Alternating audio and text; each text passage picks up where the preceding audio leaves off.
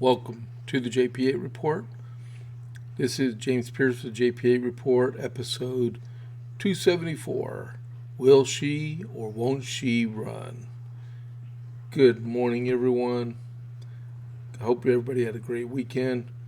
Thank you for tuning in to the JP8 Report for the day. And get down to business, like someone else says.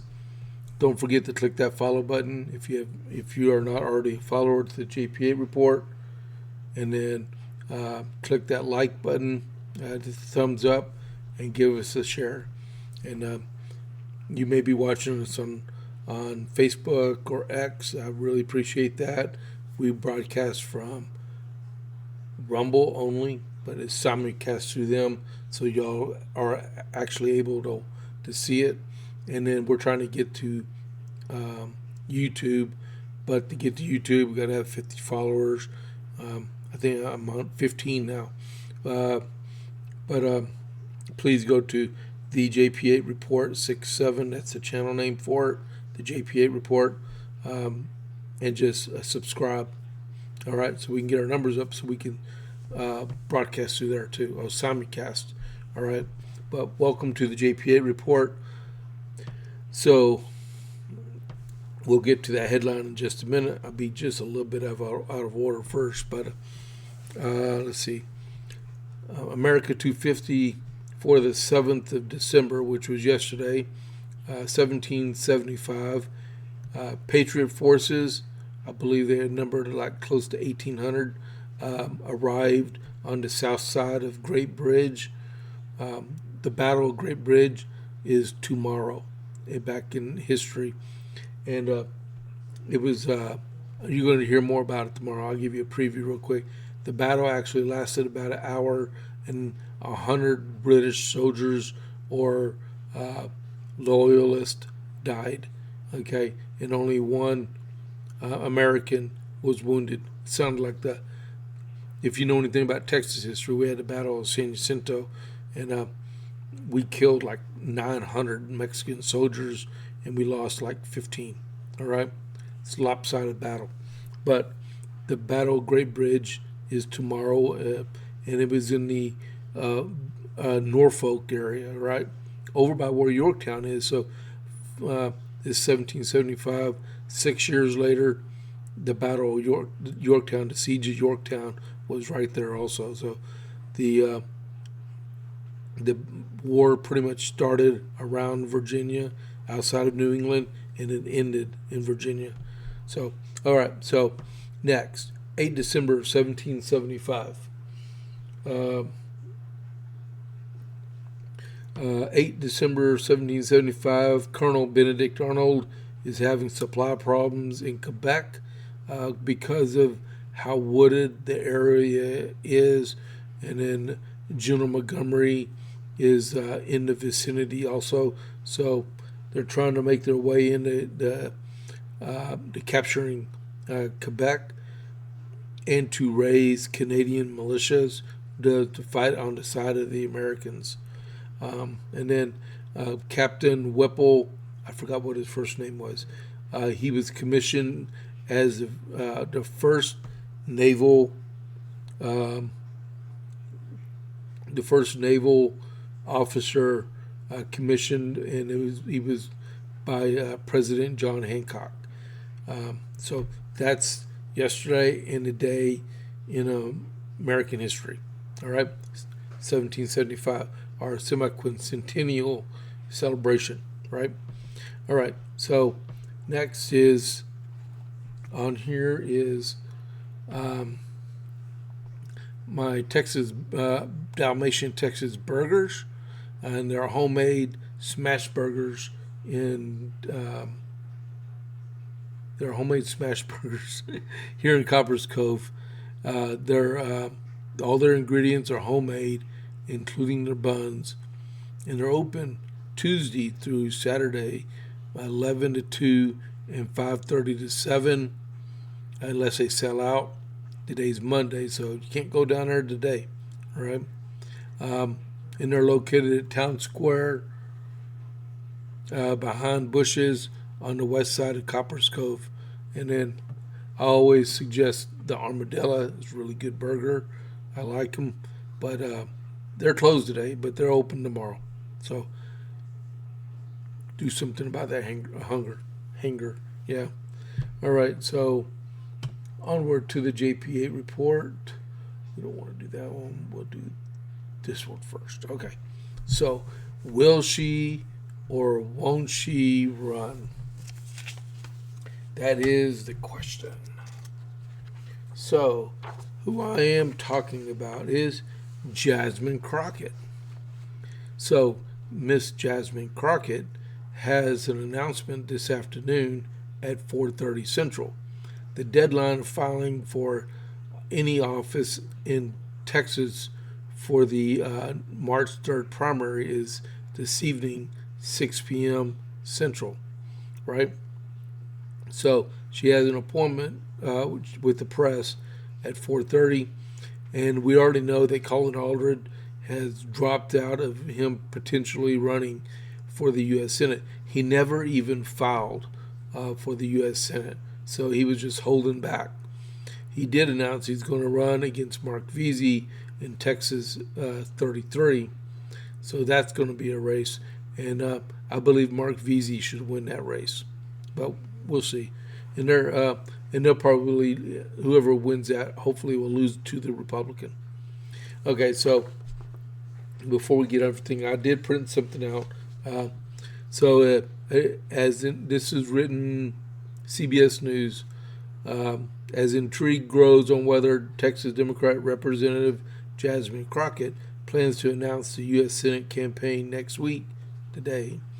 I printed this off on December 8th, which I don't know. She confirmed she's spoken to would-be opponents about the race. Crockett said earlier this week she will make a special announcement in Dallas at 4:30 p.m. Monday, 90 minutes before the deadline for candidates to file their campaign paperwork. I cannot confirm that we'll be announcing Crockett, who represents most of Dallas in Congress, but she acknowledged calling some of her current candidates in the race last Sunday to discuss polling that she had received and to answer any questions they may have. Crockett, 44, from St. Louis, Missouri, so we don't need no outsiders running for our seats. We've got too many of them as it is. We need Texans. But 44 has amassed a national following and fundraising base after less than 4 years in Congress, fueled especially by her frequent appearances on national cable news programs and active social media accounts that highlights confrontations with Republicans in committee hearings. It says she has declined to rule out a campaign for Senate next year, and told the CBS News Texas last month that she would only run if polling she commissioned showed she could win with a general election by expanding the electorate and attracting new voters. Former Dallas Democrat Representative Colin Aldred and Democrat State Representative James Tallarico of Austin are already campaigning to take on whoever emerges from the equally high stakes GOP primary involving Senator John Cornyn. A poll conducted between September and October 1st by the University of Houston and Texas Southern University showed Crockett leading a hypothetical Democratic primary with 31%. Tallarico and former Beto, who is not running, were tied for second place with 25% each, and Aldred at 13%. But the same poll showed Republican Cornyn, Hunt, Paxton defeating Crockett. The other Democrat candidates also trailed GOP contenders. And so, why in the world is she running? If I was her, I would have stayed in Congress, run for her old seat, right? Prepare herself for later on. But she is going to spend $150 million because she actually said that on TV yesterday. I believe it was yesterday. $150 million on a Senate seat she's going to lose. I hope she spends $150 million because it's $150 million the rest of the Democrat Party has to spend on against Republicans around the country. So our great governor, he said this on X. Okay? Jasmine Crockett, about to learn the hard way that most Texans are very different from her district, her base, and her values.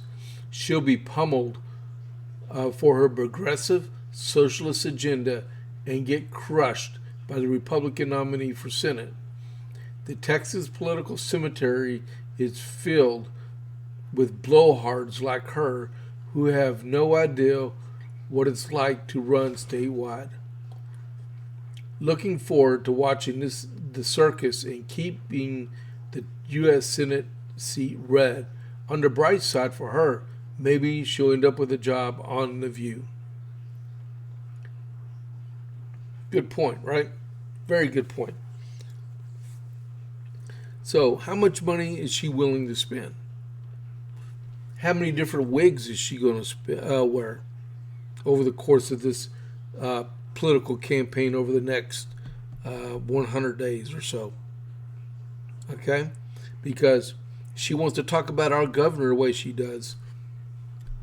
What about talking about her? Right?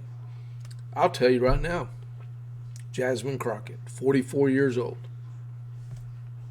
You know what's instrumental about her? She's not from Texas.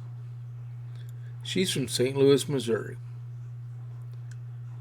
She's from St. Louis, Missouri, and she went to Rhodes College in Memphis, Tennessee, and then she went down to Houston, and I believe that's where she got her law degree. So, and then she moves, for some reason, she moved up to Dallas, got elected to the state house, and then she ran for the U.S. House. That's all she's ever done. Did nothing. All she is a instigator. That's for lack of better terms, because I don't want to get myself in trouble here. But she's not from Texas. She doesn't know anyone from Texas. All she does is spill her hate speech and just keeps going at it. She has nothing to offer her community, her city, or the state, or the nation. She's going to go through and she's going to spend, like I said, $150 million, just like Beto O'Rourke did, and get beat. Just like Colin Allred did 2 years ago, and get beat. And then just keep at it. Keep at it, keep at it, keep at it. And who's she going to blame this time? You know who she needs to blame? She needs to blame those campaign managers that she started spending millions of dollars on to give her bad advice, stupid advice. I wouldn't sign a contract with those guys. I would say, here's the contract. I win, I pay you. I lose, I drive on. But I got to win for me to pay you, because all those guys are bloodsuckers. They just suck you dry, tell you the news that you want to hear, and not tell you the news that you need to hear. Whoever's telling her that junk that she can win is sadly mistaken. And, you know, like I said, she can spend $150 million. That's great, because that's less money that's going to be spent on other Republicans around Texas and the nation. Right? So, to carry on with the political stuff, I wasn't going to get into just yet, but I'll go ahead and get it over with. So Jasmine Crockett, she had an announcement at 4:30 whether she's going to run or she's not. If I was betting, I would be betting that she is going to run. And from the news I saw a while ago, it looks like she is going to run.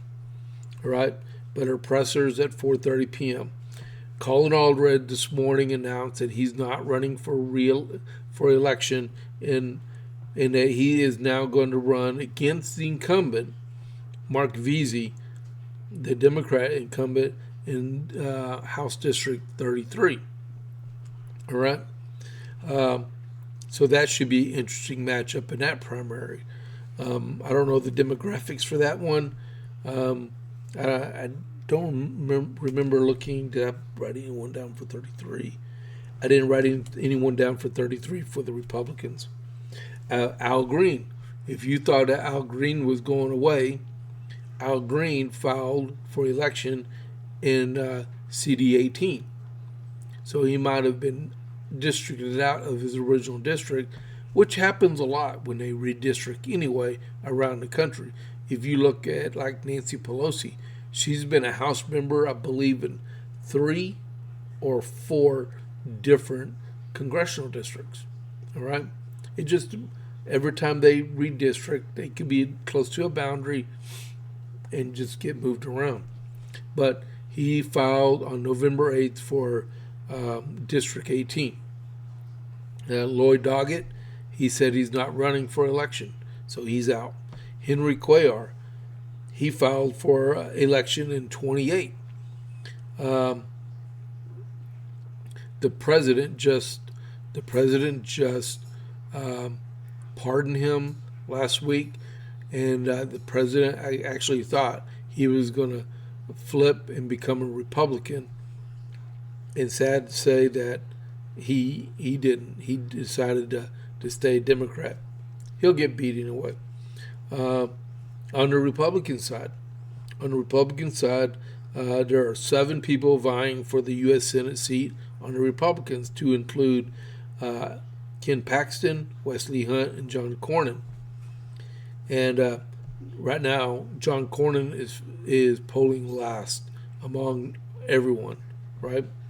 Dan Crenshaw, he's getting primaried.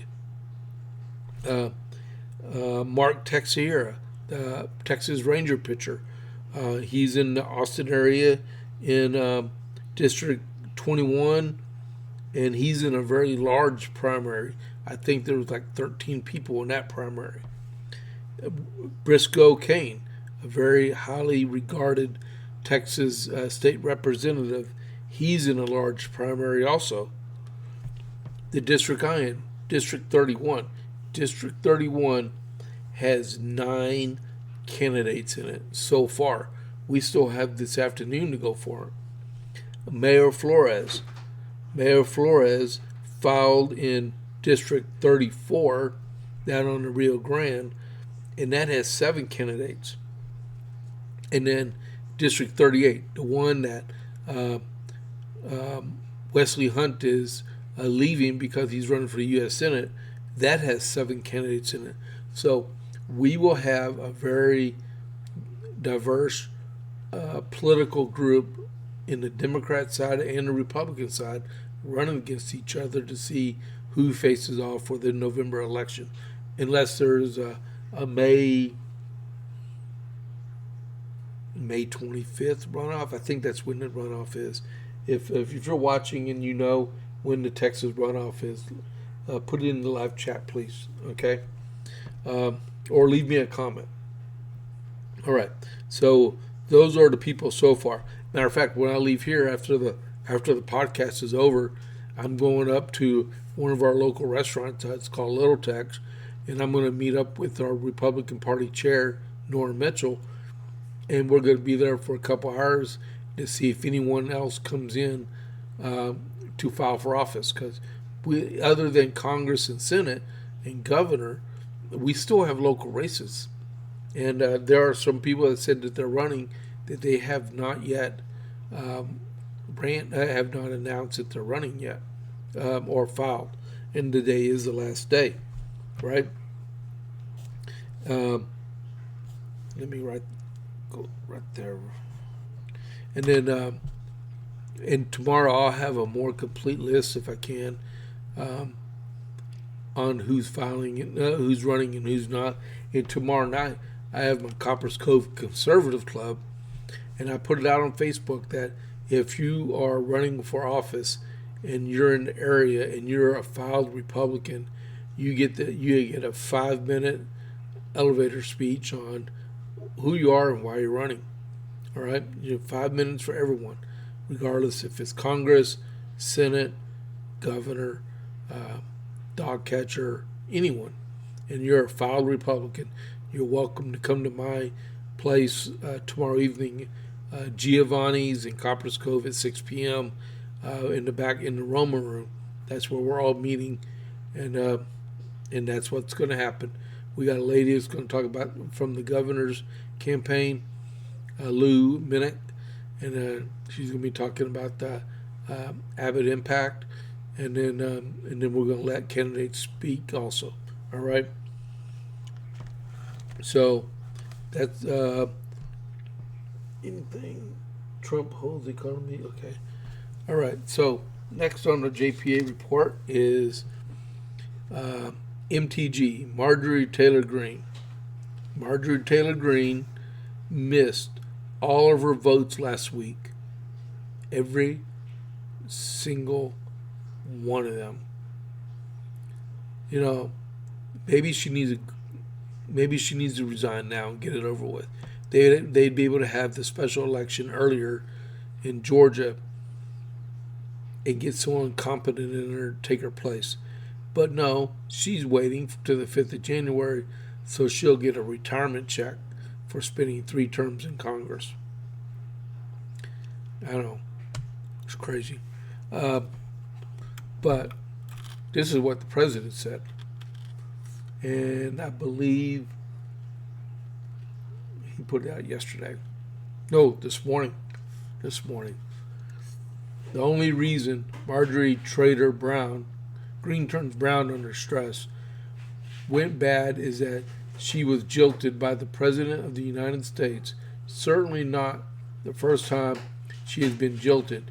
Too much work, not enough time, and her ideals are now really bad. She sort of reminds me of a rotten apple. Marjorie is not America First or MAGA because nobody could have changed her views so fast, and her new views are those of a very dumb person. That was proven last night when washed up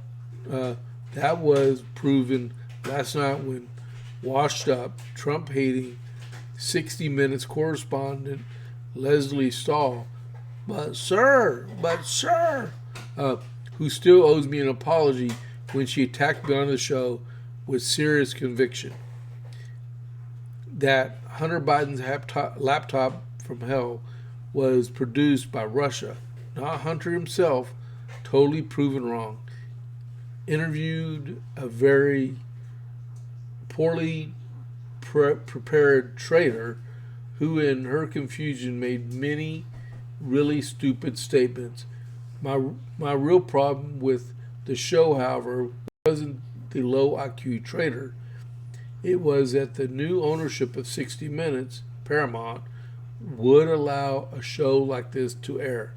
They are no better than the old ownership, who just paid me millions of dollars for fake reporting about your favorite president, me.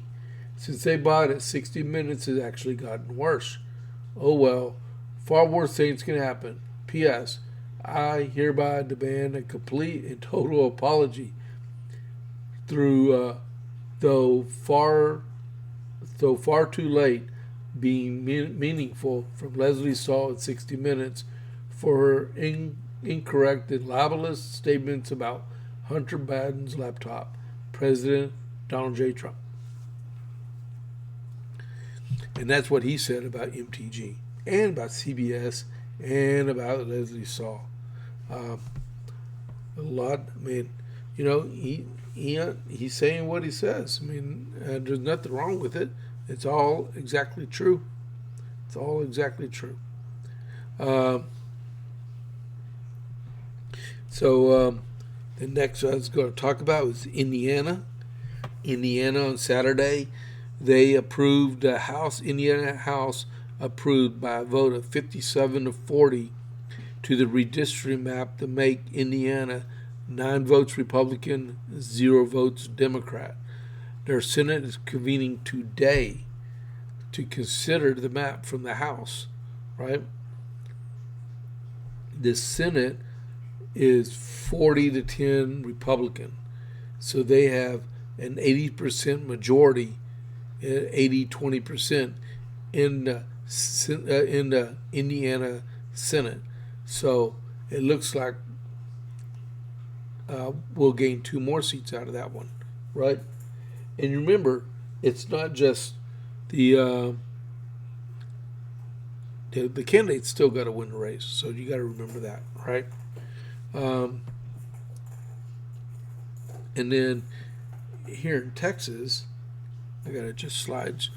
Okay, here in Texas, we have Ken Paxton is suing Epic, right? And Epic is the East Plano Islamic Center, right?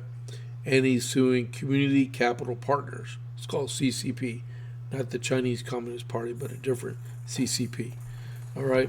So, what it is for what did I say? For illegal land development, was what it is. So, Texas Attorney General Ken Paxton, who's running for the U.S. Senate, has filed a lawsuit against the East Plano Islamic Center and Community Capital Partners and several of their leaders, alleging that they engaged in an illegal land development scheme that violated Texas security laws. Epic, which was rebranded as the Meadows, is proposed Islamic housing development in North Texas, which has shown controversy throughout the year. According to the lawsuit, CCP formed by Epic as a vehicle to purchase and develop more than 400 acres in Hunt and Collin County, engaged in fraudulent practices with associated investments for the Epic City project. Promotional materials allegedly described the development as the epicenter of Islam in North America and implied it would be reserved for Muslims, which is discriminatory, which you can't do in the first place, despite assurances to the contrary. The leaders behind Epic have engaged in a radical plot to destroy hundreds of acres of beautiful Texas land and line their own pockets, said Paxton.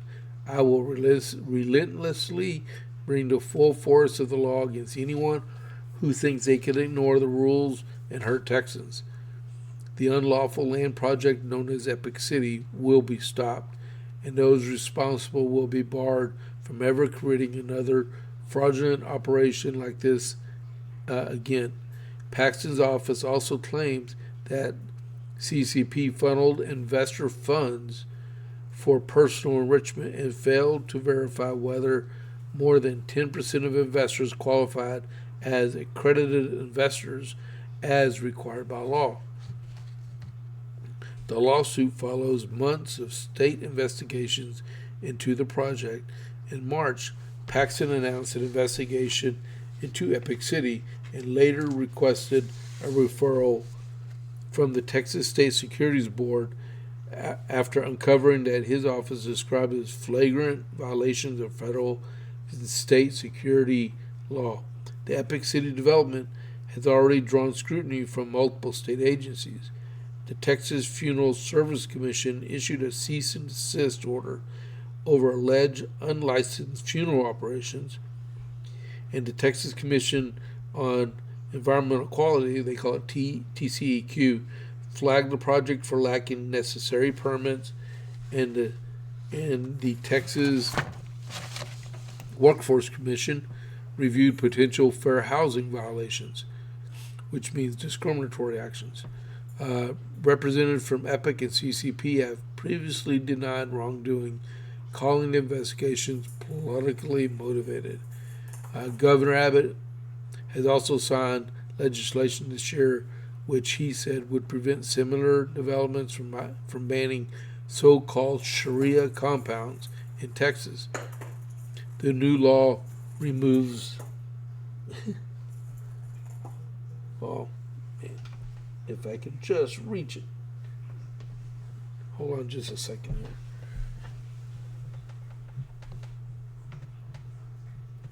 There we go. Cat knocked off a Christmas ornament. Sorry, you ain't gonna get that one. Where was I at? Greg Abbott also signed legislation. Sorry about that distraction. Which he said would prevent similar developments by banning so-called Sharia compounds in Texas. The new law removes certain religious exemptions from the Texas Fair Housing Act for organization. Abbott also accused Epic City's backers of attempting to create a community governed by Sharia law, calling development religious segregation disguised as religious liberty. Under the new law, Texas, the Attorney General has additional authority to enforce the statute through the Deceptive Trade Practices Act and to bar developers found in violation from forming new special districts or using public funds. Okay, like I said, Mr. Paxton is running for the U.S. Senate also, but it looks like he has a really good grasp on what's going on, and he has a team of several lawyers that could actually take this on. So I thought Epic City was going to go away, but I guess not. And then they're going to have to legally pursue this one and get rid of it. We'll see. Yeah, sorry about that distraction with that Christmas ornament. Let's see.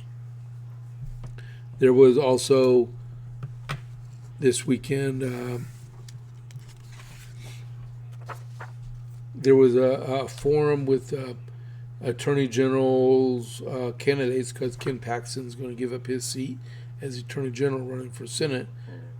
So that means we got to find a new Attorney General. And that would be Chip Roy, that would be Mays Middleton, and Aaron Reese. Aaron Reese worked for President Trump, and he worked for Ken Paxton. Ken Paxton would like him to be the next Attorney General. And I would like for him to be the next Attorney General.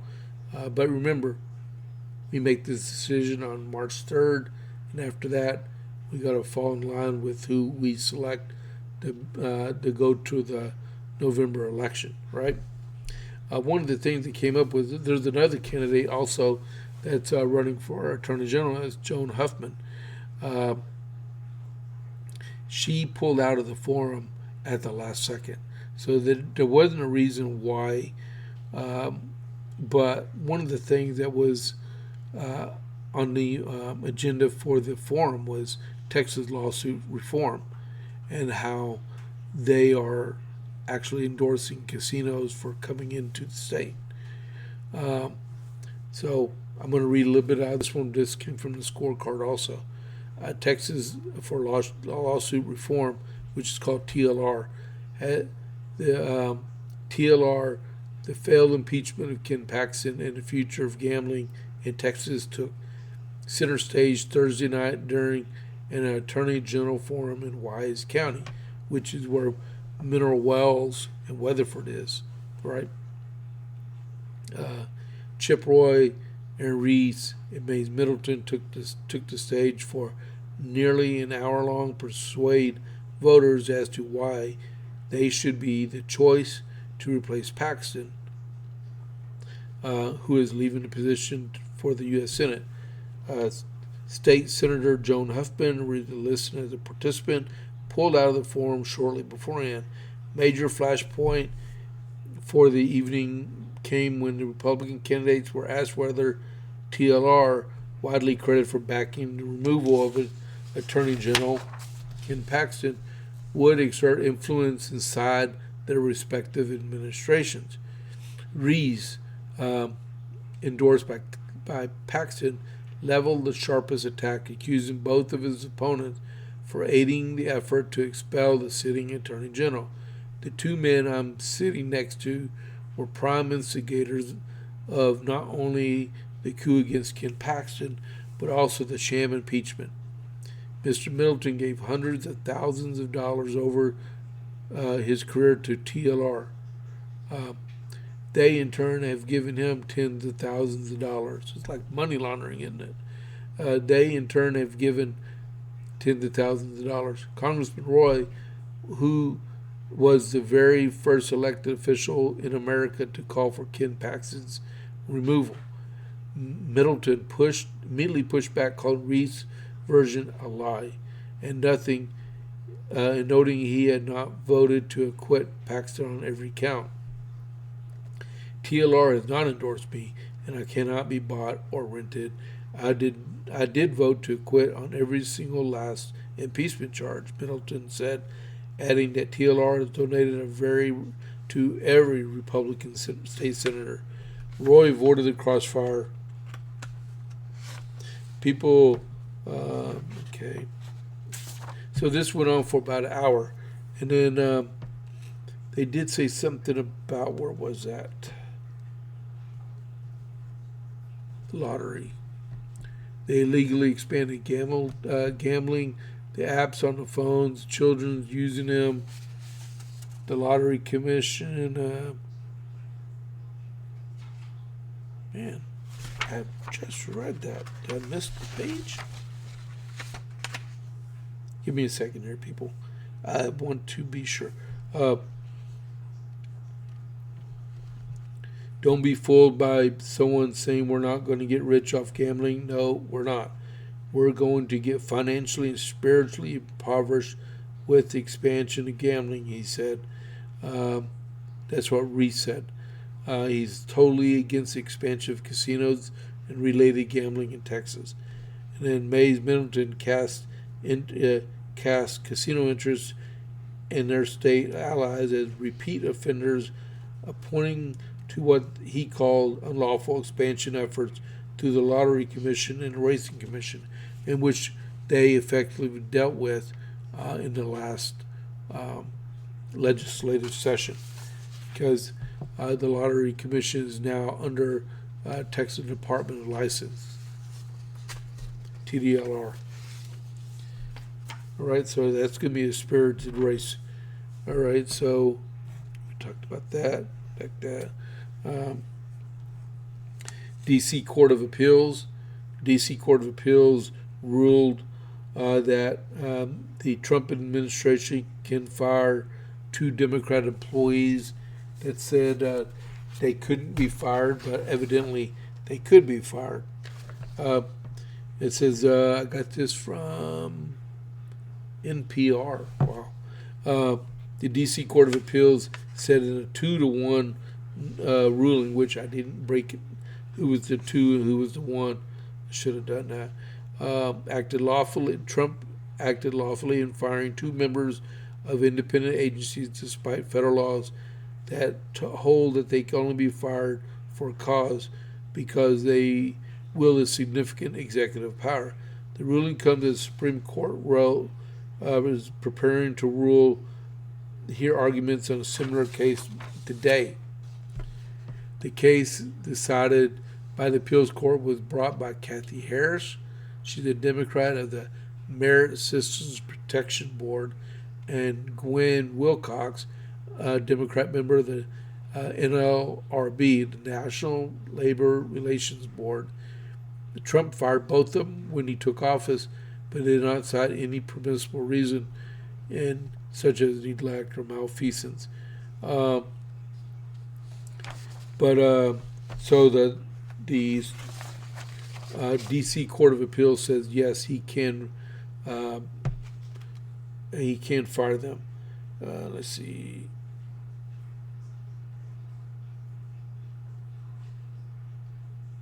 It does not exactly say. One of the judges that sided with the president was a Trump appointee, and then the other one was, the only judge that said no was a Biden appointee, Florence Pan, and she said the MSPB and NLRB do in fact wield a substantial executive power, and she warned of consequences of granting the president control over such bodies. It's just Republican versus Democrat thing. And, the next cases they're going to be hearing about is the one concerning the Federal Reserve Board, because there's Lisa Cook, and she says she can't be fired. He says yes, and it's in court right now. That's a bigger one than just this one, because the Federal Reserve Board sets monetary policy inside the country, and as soon as she leaves, he can appoint another Republican. And then today, SCOTUS is our Supreme Court is supposed to. Is the day? Yeah, the day they got they're going to be hearing a case dealing with birthright citizenship, and there was, I believe, 22 states that brought suit against the executive order that the president signed. What it is the president wants to end automatic birthright citizenship for anyone born in the United States, which would be that if an illegal alien has a baby, that baby is not an American citizen. It has to be an American citizen, a naturally born, or immigrant, naturalized to a U.S. citizen, or someone that's legally here, right? But that's what the case is all about. So they're not making any predictions on how this one may go. They said we will see, right? They said they should hear something early June.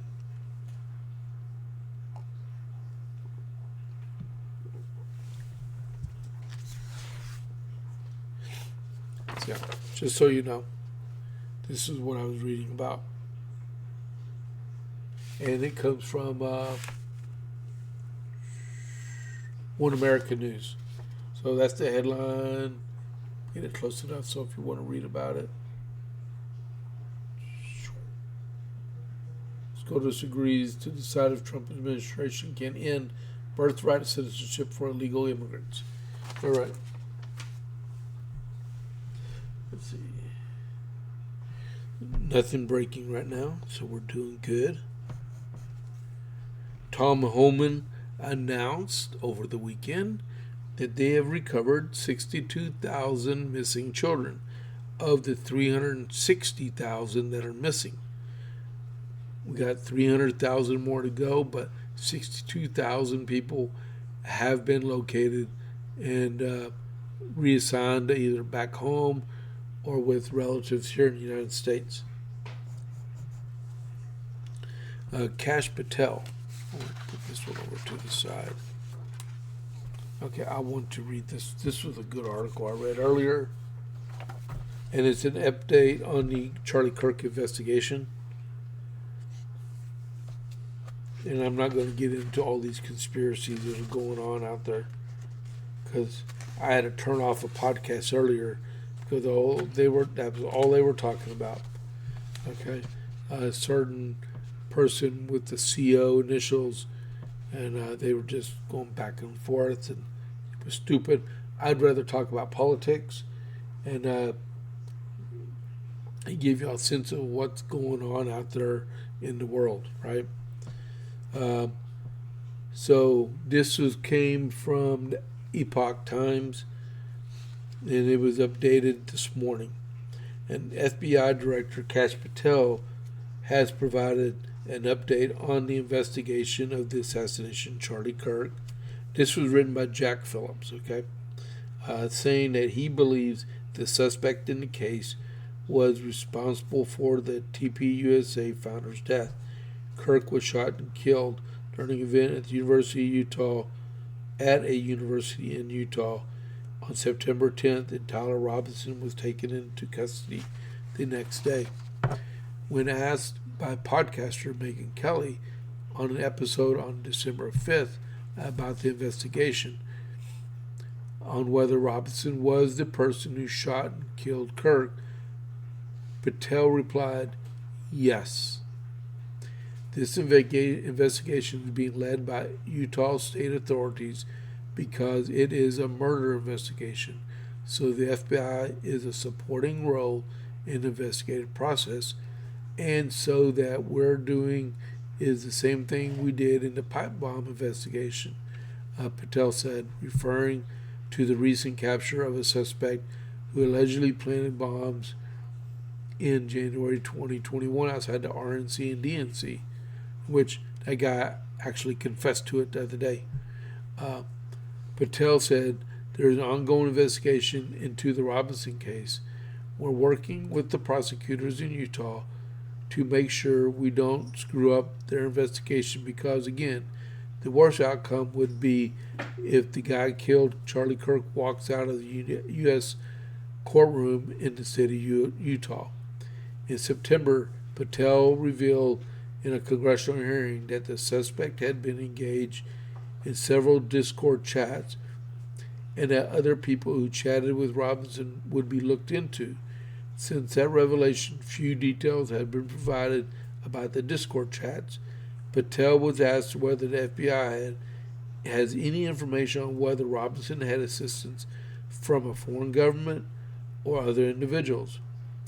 The FBI doesn't have credible information to connect any foreign governments to it, he said in response. But as I said, we're continuing to look into investigative leads. We are not done just because we arrest someone. Just like the pipe bomber case, we don't just say, okay, we're done, and on to the next investigation.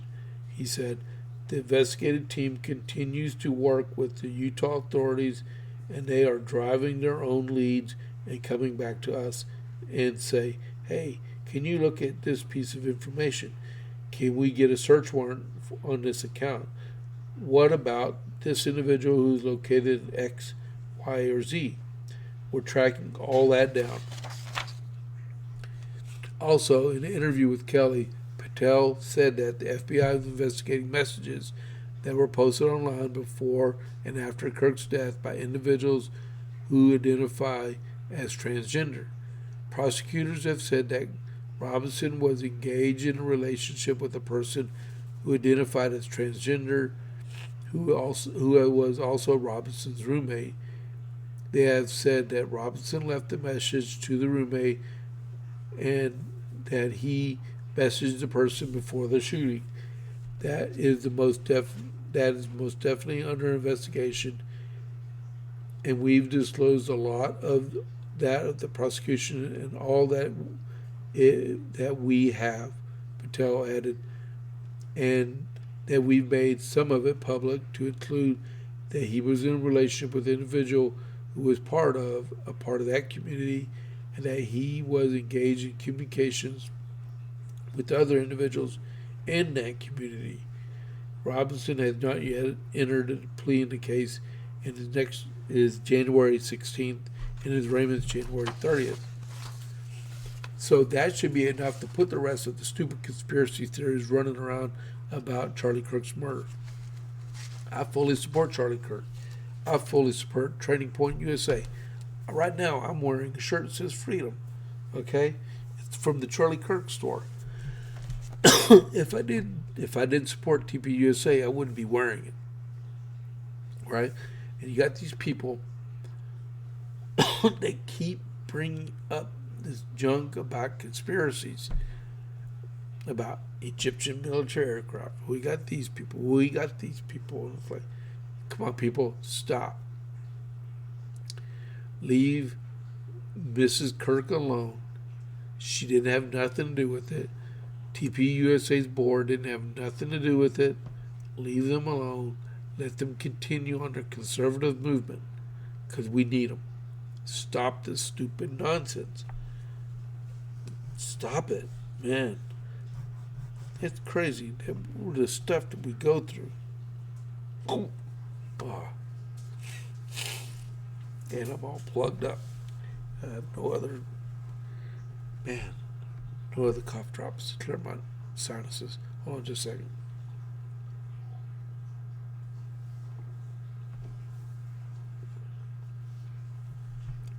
Alrighty. So let me check something out here. I need to check my internet connection. Alright, man, I'm doing pretty good here. Alright. Meanwhile, back at the ranch, there was Biden was warned while he was in office. I'm going to read a little bit of this about immigration, his immigration policies. President Joe Biden, and this came from the New York Post. President Joe Biden was warned by advisors that his immigration plans would lead to chaos at the U.S. border. No duh. But he ignored them. A newly uncovered memo reveals. I tried to find that memo and I couldn't find it. His team doled out the advice to Biden when he was still campaigning against President Trump in 2020. A potential surge could lead to chaos and humanitarian crisis, overwhelm processing capabilities, and imperil the agenda of a new administration. The memo warned that a huge influx was possible given Biden's approach, a backlog from the Trump administration, and COVID hardships. His team offered up steps to Biden, now 83, could take in thwart the influx. I got a crazy cat over there. Okay. Including ways to reject immigration claims more easily, potentially holding asylum seekers in reception centers until their cases could be heard, and transferring them to other countries. Biden, however, opted to ignore the advice. It reminds me when Solomon died, and I think it was Rehoboam sought the advice of the elders, and he sought advice from his buddies, and the elders gave him advice, and he ignored it, and the kingdom split. All right. When Biden took office just months later, his policy advisors continued to urge the administration to crack down on the border crossing and increase border enforcement. The advice fell on deaf ears. Again, after top aides' suggestion, a crackdown would alienate progressive voters, and it's all dealing with politics, right? In the first 3 months of Biden's stint in the White House, the spike in border crossings had already surpassed any record from the previous Trump administration. His policy advisors also floated the idea of the feds helping local officials transport migrants to their ultimate destinations within the U.S. to ease pressure on border towns. The plan, which was similar to the campaign of Governor Greg Abbott, ended upon running when the plan, which was similar to the campaign Governor Abbott ended up running, saw busloads of immigrants sent to New York and rejected because Biden's aides argued it would only encourage more asylum seekers. The crucial errors cost him the 2024 election. All right. Biden, for his part, blamed the flaws in his immigration agenda on Republicans who blocked his efforts. Really? We just want to keep America secure. That's all you had to do. Your own border czar, Vice President, failed in that matter right there. You should have fired her or had her resign.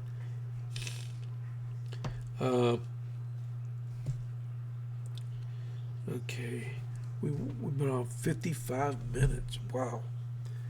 All right, so I got to start slowing down here. One thing, I got two other items to bring up today. And one of them is A whopping 39% of Jewish college students had to hide their identities on campus, while 62% they have been directly blamed for Israel's military action in Gaza. The civil rights group Stop Anti-Semitism issued its 2025 report card, grading on how 90 colleges address the spreading hatred against on campuses, with 14 schools flunking the exam, including 2 New York City universities. So 14 out of 90 got failing grades for the way they protected Jewish students, some of which had to enroll in different names just to protect their identity, which should never happen. Wow. This came from the New York Post also.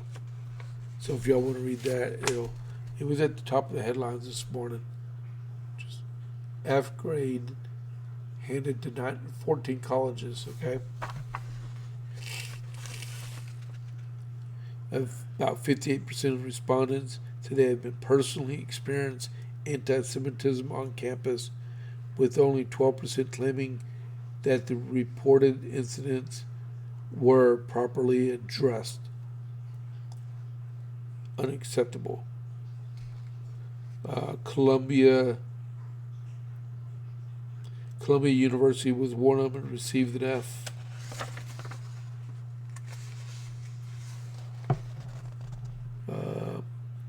Several other Ivy League schools also received failing grades. Would be Brown. So we have Columbia, Brown, Harvard, Pennsylvania, and Yale. Dartmouth received the highest grade, a B.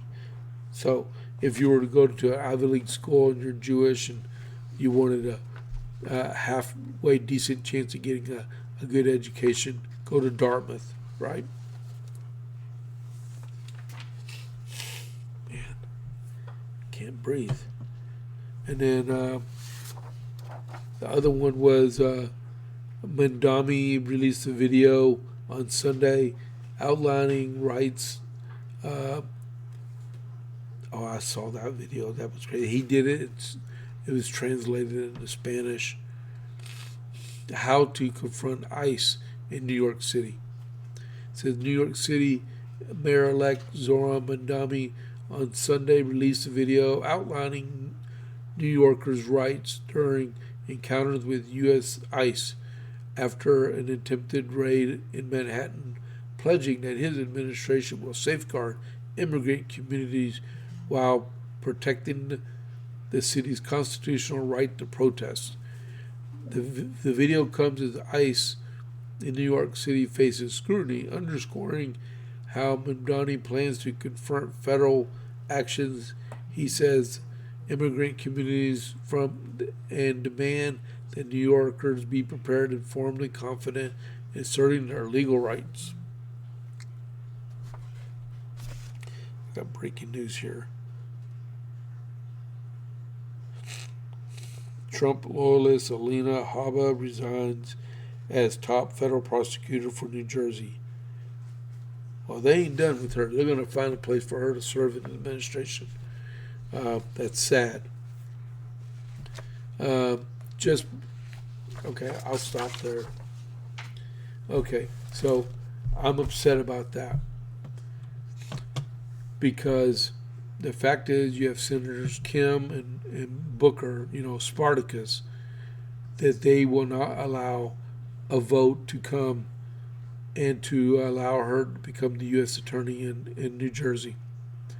That's why I keep saying, the president keeps saying, they're trying to get John Thune to get rid of the blue slip process. That's the process where a sitting senator in a state can pull this thing called a blue slip that's been around for about 100 years and allow them to protest a vote for a judge or lawyer that needs confirmation in the Senate to keep them from being voted on. So They did that to her, and they've done it to other ones already. And like the president says, the process needs to be stopped and allow the Senate to be able to vote on the people that the president nominates without, I mean, that's the extra constitutional measure that should never even be attempted, right? You have 100 senators. The 100 senators should be given the opportunity to vote for that lawyer, and they didn't. So I didn't even get to my last one, which was just as important. But she is a very good legal mind, and that right now she cannot. Cats are in trouble. Okay, let me finish up here. All right, so these are my. I gotta make it fast. These are the my social media stuff. Particular attention, pay attention to the JP8 Report 67 for YouTube. Go there, subscribe, and you can bail.